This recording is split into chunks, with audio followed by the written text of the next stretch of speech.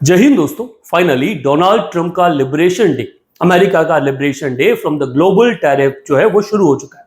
जब से Donald Trump president बने हैं वो विश्व के कई देशों को हायर टैरिफ के लिए क्रिटिसाइज करते हैं, जिनमें इंडिया भी शामिल है। वो एक तरफ कहते हैं कि मोदी उनका बहुत अच्छा दोस्त है और दूसरी तरफ वो इंडिया को क्रिटिसाइज करते हैं हायर टैक्सेशन के लिए। अब इसी चीज को लेकर सिर्फ इंडिया नहीं, इंडिया के अलावा अलग अलग जो देश है उनको भी वो क्रिटिसाइज करते हुए कहते हैं कि अमेरिका अब उन हर देशों पर रेसिप्रोकल टैक्स जो है वो लगाएगा।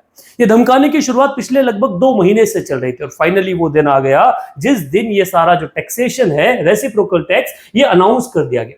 अगर देखा जाए तो इस टैक्स में भारत जो है वो लगभग ऊपर ही पहले ही लिस्ट में आपको देखने को मिल जाएगा, जिसके ऊपर जो भारत अमेरिकन गुड से 52% टैरिफ चार्ज करता है उसके खिलाफ उसका आधा 26% टैरिफ जो है अमेरिका में चार्ज किया जाएगा। अगर इस लिस्ट को आप देखोगे ना तो आपको डोनाल्ड ट्रंप शायद गलत नहीं दिखे, क्योंकि जिस तरह से अमेरिका से दूसरे देश जो है वो टैरिफ चार्ज करते हैं, तो आप इस अगर लिस्ट को देखें तो कई ऐसे देश मिल जाएंगे जो लगभग 95% या 97% जो है वो टैरिफ अमेरिका से चार्ज करते हैं। जैसे लाओस जो है 95% चार्ज करता है, देन मैडागास्कर 93% टैरिफ चार्ज करता है अमेरिकन गुड्स पे।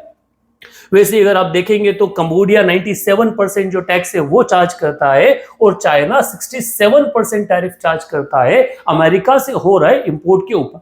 रीजन साफ है, क्योंकि वो अमेरिकन मार्केट के कंपैरिजन में अपने डोमेस्टिक मार्केट को कॉम्पिटिटिव बनाना चाहते हैं।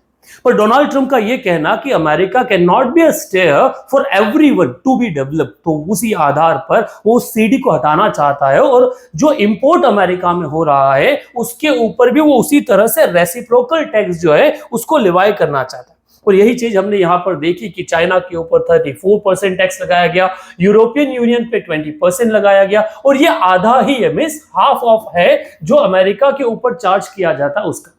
इस आधार पर भारत के ऊपर 26% जो टैक्सेशन या एडिशनल टैरिफ है वो भारत से चार्ज किया जाए।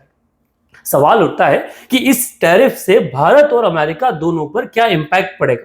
अगर एक तरफ देखा जाए तो दोनों के डिप्लोमेटिक और ट्रेड रिलेशन काफी सही। भारत चुप है क्योंकि वास्तविकता में भारत जो है वो एडिशनल या ज्यादा टैक्स अमेरिकन गुड्स पर चार्ज करता है। अगर इंडिया पर इसके इंपैक्ट को समझा जाए तो हो सकता है अमेरिका भारत पर जो नया टैक्स 26% लगा है, इसके बाद जितना भी एक्सपोर्ट इंडिया का अमेरिका पहुंच रहा है वो सबके सब कॉस्टली हो जाएगा, महंगा हो जाएगा, उन सब की कीमत बढ़ जाएगी।